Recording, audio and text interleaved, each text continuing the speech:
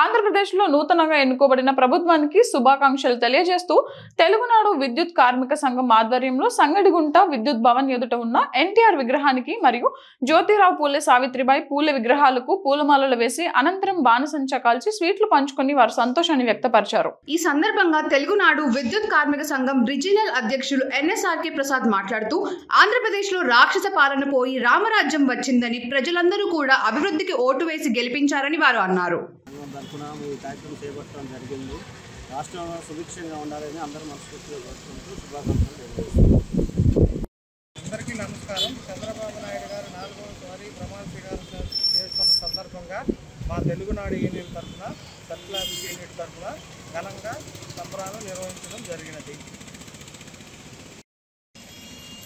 ఈరోజు ఆంధ్రప్రదేశ్ ప్రజలందరికీ సంబరాలు చేసుకుంటున్నారు. చంద్రబాబు నాయుడు గారికి ఇది ముఖ్యమంత్రిగా కొత్త ఏం కాదు, ఆయన గత 3 సార్లు చేస్తున్నారు.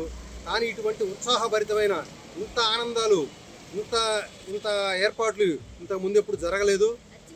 ఒక రాక్షస పాలన అంతమై ఒక